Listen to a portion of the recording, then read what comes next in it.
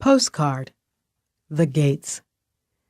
In 2005, I traveled back and forth to New York City from Connecticut to manage my father's estate. On one trip, I noticed bus placards that read, The Gates. The mysterious orange sketches drew me in. I planned to visit the website to learn more, but I forgot.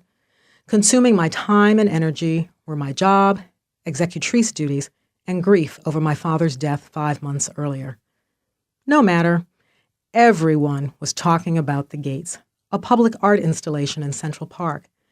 When I realized I would be in Manhattan during its last week to begin the sale of Dad's apartment, I decided that The Gates was not to be missed.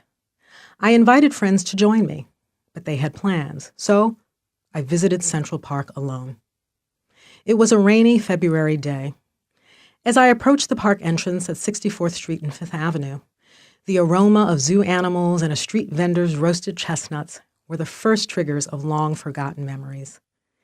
When I was little, Dad and I went to Central Park like church, where we watched the George Delacorte musical clock twirl to chiming nursery rhymes, visited the zoo, rode the carousel, and ice skated at the rink.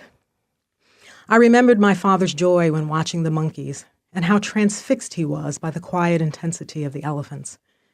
Dad was rarely light, but at the zoo, he became a wide-eyed kid. The first set of gates was near Wallman Rink. As I stood at the iron railing to watch the skaters, I was 8 years old again, my mittened hand wrapped inside Daddy's gloved palm as we skated round and round.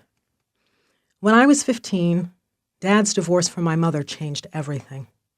For decades, he and I struggled to connect.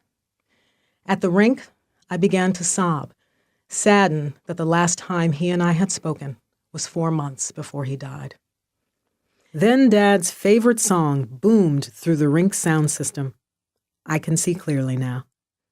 As it played, I cried harder. I hadn't come to The Gates alone after all. Dad had invited me to meet him at the park one last time, to help me remember the days when all we knew how to do was love each other. Pearl, forgive someone today, especially if that someone is you.